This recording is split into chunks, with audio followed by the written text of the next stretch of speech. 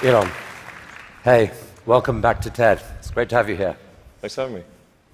So, in the next half hour or so, we're going to spend some time exploring your vision for what an exciting future might look like, which I guess makes the first question a little ironic.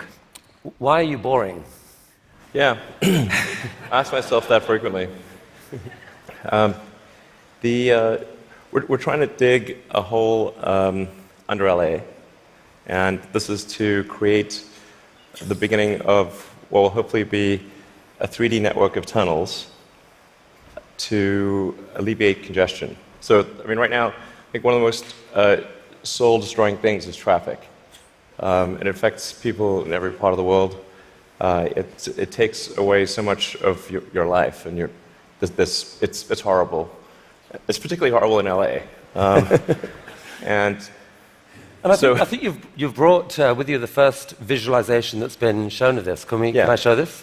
Yeah, absolutely. So this is the first time, just to sort of show what we're talking about. So there are a couple of key things that are important in having a 3D tunnel network. First of all, you have to be able to integrate the entrance and exit of the tunnel seamlessly into the fabric of a city. So by having an elevator, sort of a car skate that's on an elevator, you can integrate the entrance and exits to the tunnel network just by using 2 parking spaces. And then the car gets on a skate. There's no speed limit here, so we're designing this to be able to operate at 200 kilometers an hour, about 200 kilometers an hour, or about 130 miles per hour. So you should be able to get from, say, Westwood to LAX in 6 minutes, 5-6 minutes. So possibly initially done as like on a sort of toll road type basis. Yeah. Which I guess alleviates some traffic from the surface streets as well. So I think, I don't know if people noticed it in the video, but there's no real limit to how many levels of tunnel you can have. So you can go much further deep than you can go up. The deepest mines are much deeper than the tallest buildings are tall. So you can alleviate any arbitrary level of urban congestion with the 3D tunnel network. This is a very important point. So a key rebuttal to the tunnels is that if you add one layer of tunnels, then that will simply alleviate congestion. It'll get used up, and then you'll be back where you started, back with congestion. But you can go to any arbitrary number of tunnels, any number of levels. But people assume traditionally it's incredibly expensive to dig, and that would block this idea. Yeah. Well, they're right. To give you an example, the LA subway extension, which is, I think it's a 2.5-mile extension, that was just completed for $2 billion. So it's roughly $1 billion a mile to do the subway extension in LA. And this is not the highest utility subway in the world. It's quite difficult to dig tunnels normally. I think we need to have at least a 10-fold improvement in the cost per mile of tunneling. And how could you achieve that? I guess, actually, if you just do 2 things, you can get to approximately an order of magnitude improvement, and I think you can go beyond that. So the first thing to do is to cut the tunnel diameter by a factor of 2 or more. So a single road lane tunnel would, according to regulations, has to be 26 feet, maybe 28 feet in diameter to allow for crashes and emergency vehicles and sufficient ventilation for combustion engine cars. But if you shrink that diameter to what we're attempting, which is 12 feet, which is plenty to get an electric skate through, you drop the diameter by a factor of 2 and the cross-sectional area by a factor of 4. So, and the tunneling cost scales with the cross-sectional area. So that's roughly a half order of magnitude improvement right there. Then tunneling machines currently tunnel for half the time, then they stop, and then the rest of the time is putting in reinforcements for the tunnel wall. So if you design the machine instead to do continuous tunneling and reinforcing, that'll give you a factor of 2 improvement. Combine that and it's a factor of 8. Also, these machines are far from being at their power or thermal limit. So you can jack up the power to the machine substantially. I think you can get at least a factor of 2, maybe a factor of 4 or 5 improvements on top of that. So I think there's a fairly straightforward series of steps to get somewhere in excess of an order of magnitude improvement in the cost per mile. Our target actually is we've got a pet snail called Gary. This is from Gary the snail from South Park. I mean, sorry, SpongeBob SquarePants. So Gary is capable currently he's capable of going 14 times faster than a tunnel boring machine. Okay. You want to beat Gary? We want to beat Gary. Yeah. He's not a patient little fellow, and we want that will be victory. Victory is beating the snail. But a lot of people dreaming about future cities, they imagine that actually the solution is sort of flying cars, drones, etc. You go above ground. Why isn't that a better solution? You save all that tunneling cost. Right. I'm in favor of flying things. Obviously, I do rockets, so I like things that fly. This is not some inherent bias against flying things, but there is a challenge with flying cars in that they'll be quite noisy. The wind force generated will be very high. Let's just say that if something's flying over your head, if there are a whole bunch of flying cars going all over the place, that is not an anxiety-reducing situation. You don't think to yourself, well, I feel better about today. You're thinking, like, did they service their hubcap? Or is it going to come off and guillotine me as they're flying past? And so you've got this vision then, future cities with these rich 3D networks of tunnels underneath. Is there a tie-in here with Hyperloop? Could you apply these tunnels to use for this Hyperloop idea you released a few years ago? Yeah, so we've been sort of puttering around with the Hyperloop stuff for a while. We built a Hyperloop test track adjacent to SpaceX just for a student competition to encourage innovative ideas in transport. It actually ends up being the biggest vacuum chamber in the world after the Large Hadron Collider by volume. It was sort of quite fun to do that, but it was kind of a hobby thing.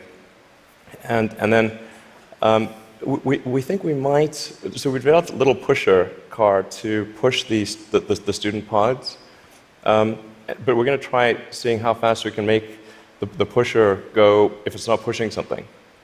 Huh. So, I mean, like, sort of cautiously optimistic we'll be able to be faster than the world's fastest bullet train, even in a 0.8-mile stretch. Whoa. Good brakes. Yeah. I mean, it's either going to smash into tiny pieces or. But you can picture then a Hyperloop in a tunnel, yes, running quite long distances. Exactly. So in looking at tunneling technology, it turns out that in order to make a tunnel, you have to, in order to seal against the water table, you've got to typically design a tunnel wall to be a good to about 5 or 6 atmospheres. So to go to vacuum is only 1 atmosphere, or near vacuum. So actually, it sort of turns out that automatically, if you build a tunnel that is good enough to resist the water table, it is automatically capable of holding vacuum. Huh. So, yeah. And so you can actually picture this, like what kind of length tunnel is in Elon's future to running Hyperloop? Yeah, I think there's no real length limit. You could dig as much as you want. I think if you were to do something like a DC to New York Hyperloop, I think you'd probably want to go underground the entire way because it's a high density area. You're going under a lot of buildings and houses, and if you go deep enough, you cannot detect the tunnel. Sometimes people think, well, it's going to be pretty annoying to have a tunnel dug under my house. Like, if that tunnel is dug more than about 3 or 4 tunnel diameters beneath your house, you will not be able to detect it being dug at all. In fact, like if you're able to detect the tunnel being dug, whatever device you're using, you can get a lot of money for that device from the Israeli military, who's trying to detect tunnels from Hamas, and from the US Customs and Border Patrol that trying to detect drug tunnels. So the reality is that Earth is incredibly good at absorbing vibrations, and once the tunnel depth is below a certain level, it is undetectable. Maybe if you have a very sensitive seismic instrument, you might be able to detect it. So you've started a new company to do this called The Boring Company. Very nice, very funny. But what's funny about that? How much of your time is this? It's maybe 2 or 3%. You've called it a hobby. This is what an Elon Musk hobby looks like. I mean, it really is. Like, we actually, this is basically interns and people doing it part-time. So this is, we bought, some second-hand machinery, and it's kind of puttering along, but it's making good progress. So an even bigger part of your time is being spent on electrifying cars and transport through Tesla. Is one of the motivations for the tunneling project the realization that actually, in a world where cars are electric and where they're self-driving, there may end up being more cars on the roads on any given hour than there are now? Yeah, exactly. A lot of people think that when you make cars autonomous, that they'll be able to go faster and that will alleviate congestion. And to some degree, that will be true. But once you have shared autonomy where it's much cheaper to go by car, and you can go point to point, the affordability of going in a car will be better than that of a bus. Like, it will cost less than a bus ticket. So the amount of driving that will occur will be much greater with shared autonomy, and actually traffic will get far worse. I mean, you started Tesla with the goal of persuading the world that electrification was the future of cars. Yeah. And a few years ago, people were laughing at you. Now, not so much. I mean... Okay. Well, I mean, I don't know. I don't know. Maybe but isn't it true that pretty much every auto manufacturer has announced serious electrification plans for the short to medium term future? Yeah. I think almost every automaker has some electric vehicle program. They vary in seriousness. Some are very serious about transitioning entirely to electric, and some are just dabbling in it. And some, amazingly, are still pursuing fuel cells, but I think that won't last much longer. But isn't there a sense, though, Elon, where you could now just declare victory and say, we did it, let the world electrify, and you go on and focus on other stuff? Yeah. I intend to stay with Tesla as far into the future as I can imagine. And there are a lot of exciting things that we have coming. We've got, obviously, the Model 3 that's coming soon. We'll be unveiling the Tesla semi-truck. And okay, well, we're going to come to this. So Model 3. So it's supposed to be coming in July-ish. Yeah, it's looking quite good for starting production in July. Yeah. Wow. One of the things that people are so excited about is the fact that it's got autopilot. And you put out this video a while back showing what that technology looked like, or would look like. Yeah. There's obviously autopilot in Model S right now. Yeah. What are we seeing here? Yeah, so this is using only cameras and a GPS. So there's no LiDAR or radar being used here. This is just using passive optical, which is essentially what a person uses. The whole road system is meant to be navigated with passive optical or cameras. And so once you solve cameras or vision, then autonomy is solved. If you don't solve vision, it's not solved. So that's why our focus is so heavily on having a vision neural net that's very effective for road conditions. Right. Many other people are going the LiDAR route. You want cameras plus radar is most of it. You can absolutely be superhuman with just cameras. Like, you could probably do 10 times better than humans with just cameras. So the new cars being sold right now have eight cameras in them. That they can't yet do what that showed. When will they be able to? I think we're still on track for being able to go cross-country from LA to New York by the end of the year, fully autonomous. Okay, so a car, by the end of the year, you're saying someone's going to sit in a Tesla without touching the steering wheel, tap in New York, off it goes, won't have to ever touch the wheel by the end of 2017. Yeah, essentially November or December of this year, we should be able to go from, all the way from a parking lot in California to a parking lot in New York, no controls touched at any point during the entire journey. And amazing. But part of that is possible because you've already got a fleet of Teslas driving all these roads. You're accumulating a huge amount of data of that national road system. Yes, the thing that will be interesting is that I'm actually fairly confident it will be able to do that route even if you change the route dynamically. So, like it's fairly easy. Or if you say I'm going to be really good at one specific route, that's one thing. But it should be able to go really be very good. Certainly, once you enter a highway, to go anywhere on the highway system in a given country.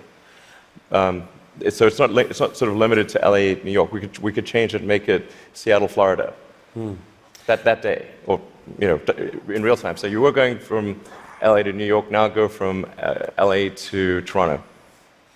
So leaving aside regulation for a second, in terms of the technology alone, the time when someone will be able to buy one of your cars and literally just take their hands off the wheel and go to sleep and wake up and find that they've arrived, how far away is that to do that safely? I think that's about 2 years.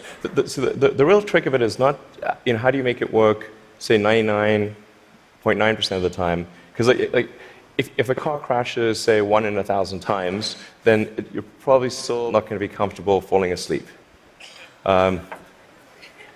That's, you shouldn't be, certainly. But by the same time, it's never going to be perfect. No system is going to be perfect. But if you say it's perhaps, the car is unlikely to crash in 100 lifetimes or 1,000 lifetimes, then people are like, okay, wow, if I would live 1,000 lives, I would still most likely never experience a crash, then that's probably okay. To sleep. Maybe, I guess a big concern of yours is that people may actually get seduced too early to think that this is safe, and that you'll have some horrible incident happen that puts things back. Well, I think that the autonomy system is likely to at least mitigate the crash, except in rare circumstances. The thing to appreciate about vehicle safety is this is probabilistic. Right. So that there's some chance that any time the human driver gets in the car that they will have an accident. That is their fault. It's never zero. And so the key threshold for autonomy is how much better does autonomy need to be than a person before you can rely on it. But once you get that literally safe hands-off driving, the power to disrupt the whole industry seems massive, because at that point you've spoken of people being able to buy a car, drops you off at work, and then you let it go and provide a sort of Uber-like service to other people, earn you money, maybe even cover the cost of your lease of that car. Exactly. So you can kind of get a car for free. Is that really likely? Yeah, absolutely. This is what will happen. So there will be a shared autonomy fleet where you buy your car and you can choose to use that car exclusively. You could choose to have it be used only by friends and family, only by 5-star other drivers who are rated 5-star. You can choose to share it sometimes, but not other times. That's 100% what will occur. It's just a question of when. Wow. So you mentioned the Semi, and I think you're planning to announce this in September. But I'm curious whether there's anything you could show us today. I will show you a teaser shot of the truck. Teaser shot. It's live. Okay. No, I no, think that's definitely a case where we want to be cautious about the autonomy features. Yeah. Because that just, we can't see that much of it, but it doesn't look like just a little friendly neighborhood truck. It looks kind of badass. What sort of semi is this? So this is a heavy-duty, long-range semi-truck. So it's like the highest weight capability and with long range. So essentially, it's meant to alleviate the heavy-duty trucking loads. And this is something which people do not today think is possible, to think the truck doesn't have enough power or it doesn't have enough range. And then with the Tesla Semi, we want to show that an electric truck actually can out-torque any diesel semi.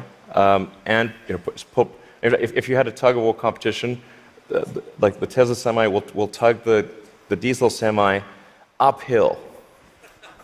Okay. That's pretty cool. And short term, these aren't driverless. These are going to be trucks that truck drivers want to drive. Yes.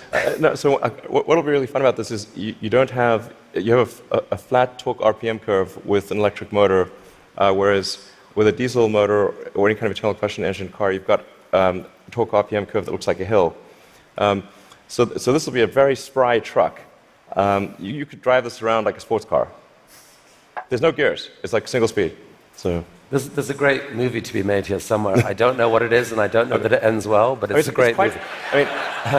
It's quite bizarre test driving when I was driving the test prototype for this truck. It's really weird because you're driving around and you're so nimble, and you're in this giant truck.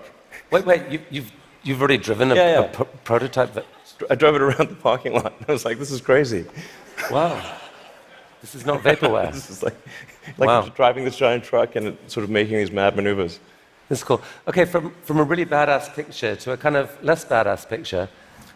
This is just a cute house from Desperate Housewives or something. What on earth is going on here? Well, this illustrates the picture of the future that I think is how things will evolve. You've got an electric car in the driveway. If you look in between the electric car and the house, there are actually 3 power walls stacked up against the side of the house.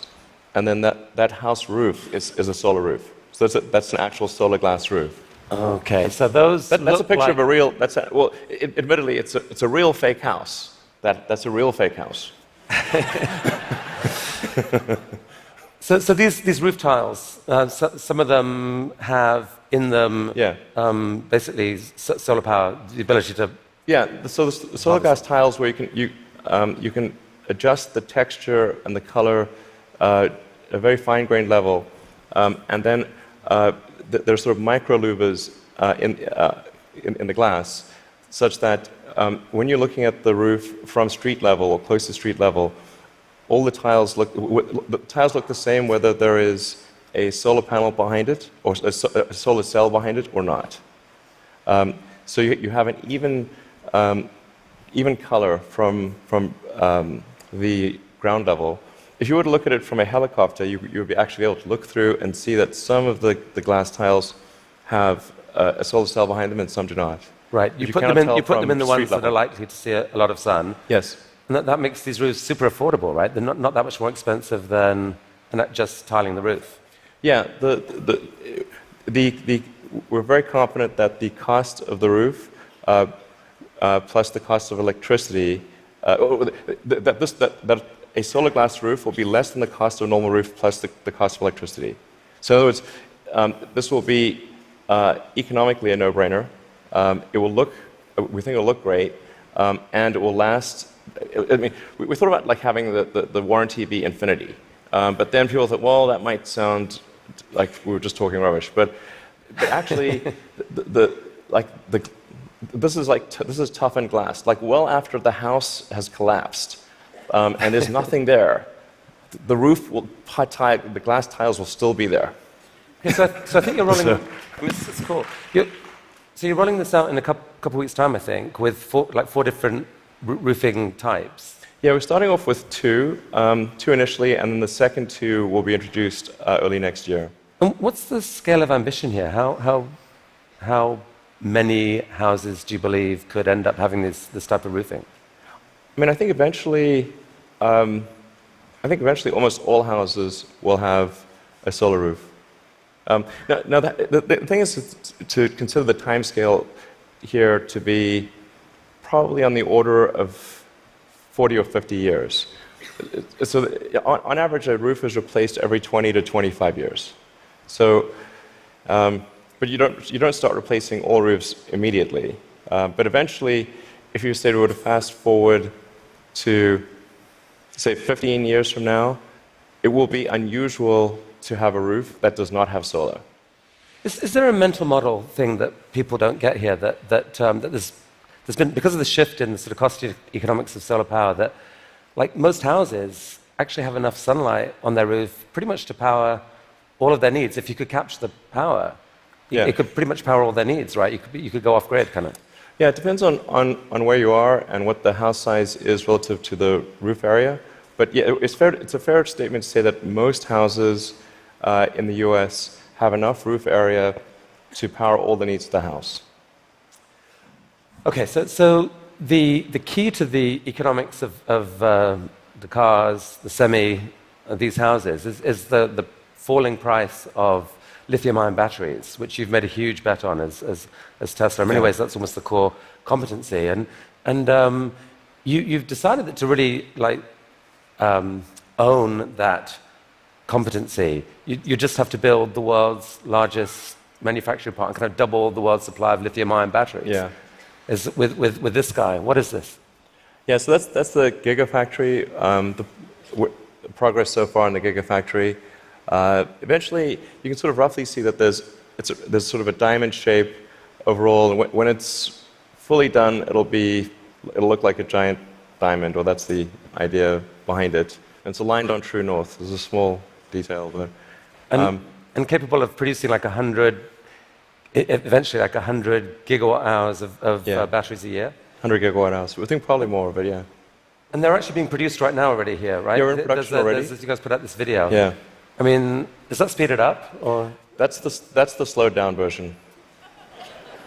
So how fast does it actually go? Well, when it's running at full speed, you can't actually see the cells without a strobe light. It's just blur.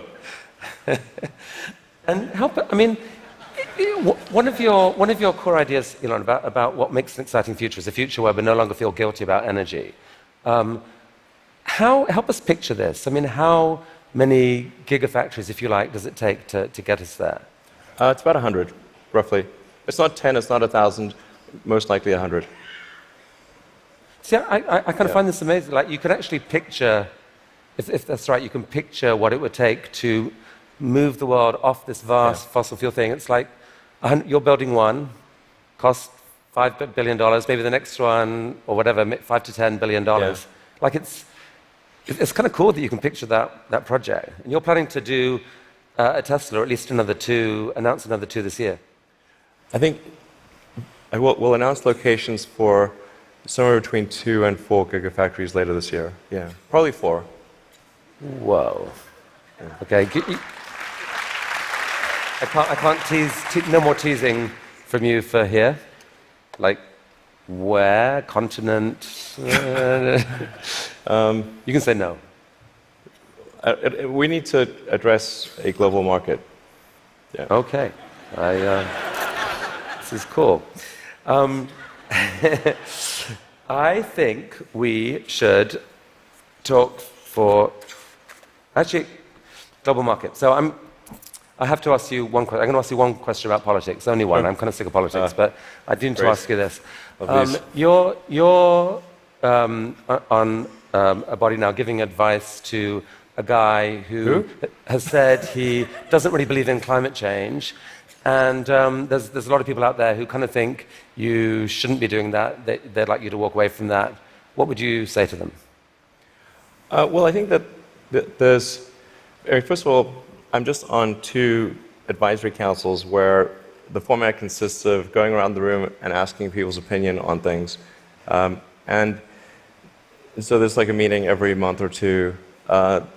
that's the sum total of my contribution. But I think to the degree that there are people in the room who are arguing in favor of doing something about climate change, or other certain social issues. I've used the meetings I've had thus far to argue in favor of immigration and in favor of climate change. And if I hadn't done that, that wasn't on the agenda before. So maybe nothing will happen, but at least the words were said. Okay. So let's talk SpaceX and Mars. Last time you were here, you spoke about this, what seemed like a kind of incredibly ambitious dream to develop rockets that are actually reusable. And you've only gone and done it. Yeah. I mean, talk us through this. What are we looking at here? Yeah, so this is one of our rocket boosters coming back from very high and fast in space. So it just delivered the upper stage at high velocity. I think this may have been sort of a Mach 7 or so delivery of the upper stage. Yeah. So that was a sped up. That's the slowed down version. Yeah. That was the sped up version. But I mean, that's amazing. And several of these failed before you finally figured out how to get to do it. But now you've landed. You've done this 5 or 6 times.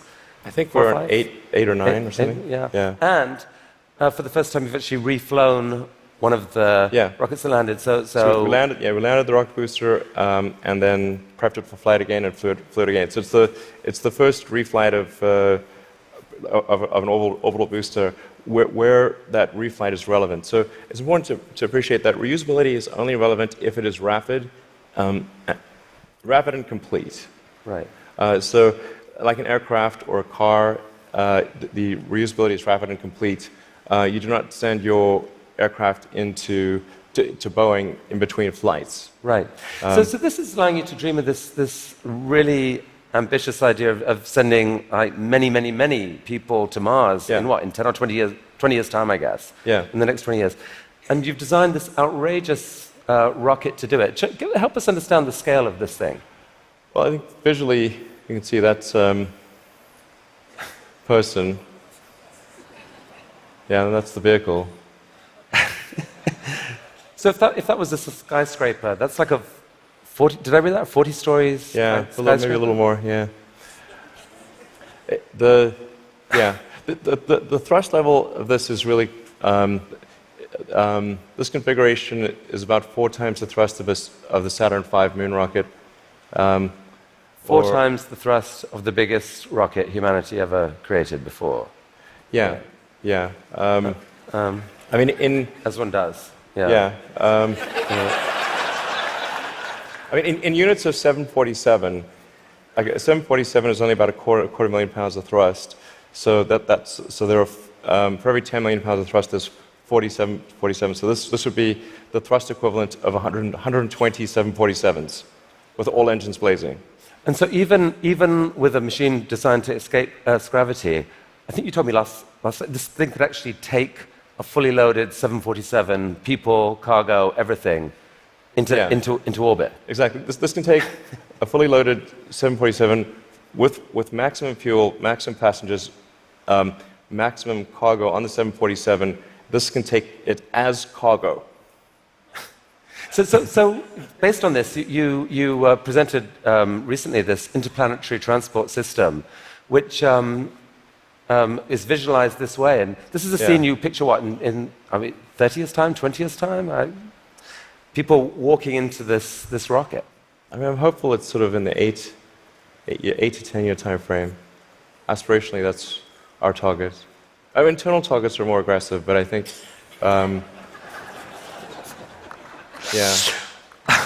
Okay. So this vehicle seems quite large, and is large by comparison with other rockets. I think the future spacecraft will make this look like a rowboat. I mean, this is the future spaceships will be truly enormous. Why Elon? Because why do we need to build a city on Mars with 1 million people on it in your lifetime, which I think is kind of what you've said you'd love to do. Yeah, I think it's important to have a future that is inspiring and appealing. I mean, I just think that there have to be reasons that you get up in the morning and you want to live. Like, why do you want to live? What's the point? What inspires you? What do you love about the future? And if we're not out there, if the future does not include being out there among the stars and being a multi-planet species, I find that it's incredibly depressing if that's not the future that we're going to have.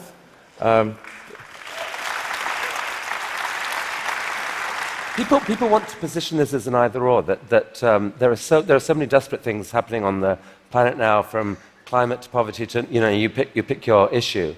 And this feels like a distraction. You shouldn't be thinking about this. You should be solving what's here and now. And to be fair, you've done a fair old bit to actually do that with your work on sustainable energy. But why not just do that? Well, I think I look at the future from a standpoint of the probabilities. It's like a branching stream of probabilities. And there are actions that we can take that affect those probabilities, or that accelerate one thing or slow down another thing, introduce something new to the probability stream. Sustainable energy will happen no matter what. If there was no Tesla, if Tesla never existed, it would have to happen out of necessity. It's tautological. If you don't have sustainable energy, it means you have unsustainable energy. Eventually, you'll run out, and the laws of economics will drive civilization towards sustainable energy inevitably. The fundamental value of a company like Tesla is the degree to which it accelerates the advent of sustainable energy faster than it would otherwise occur. So when I think what is the fundamental good of a company like Tesla, I would say hopefully it does. If it accelerated that by a decade, potentially more than a decade, that would be quite a good thing to occur. That's what I consider to be the fundamental sort of aspirational good of Tesla. Then there's becoming a multi-planet species and spacefaring civilization. This is not inevitable. It's very important to appreciate this is not inevitable. The sustainable energy future, I think, is largely inevitable, but being a spacefaring civilization is definitely not inevitable. If you look at the progress in space, in 1969 we were able to send somebody to the moon. 1969. Then we had the space shuttle. The space shuttle could only take people to low Earth orbit. Then the space shuttle retired, and the United States could take no one to orbit. So that's the trend. The trend is down to nothing. This is not. People are mistaken when they think that technology just automatically improves. It does not automatically improve. It only improves if a lot of people work very hard to make it better. And actually, it will, I think, by itself degrade, actually. You look at great civilizations like ancient Egypt, and they're able to make the pyramids, and they forgot how to do that. And the Romans, they built these incredible aqueducts. They forgot how to do it. It almost seems, listening to you and look at the different things you've done, that you've got this unique double motivation on everything that I find so interesting. Which is one is this desire to work for humanity's long-term good. The other is this desire to do something exciting, and it's often it feels like you feel like you need the one to drive the other. With Tesla, you want to have sustainable energy, so you make these super sexy, exciting cars to do it. Solar energy, we need to get there, so we need to make these beautiful roofs. We haven't even spoken about your newest thing, which we don't have time to do, but you want to save humanity from bad AI, and so you're going to create this really cool brain-machine interface to give us all infinite memory and telepathy and so forth. And on Mars, it feels like what you're saying is, yeah, we need to save humanity and have a backup plan, but also we need to inspire humanity, and this is a way to inspire.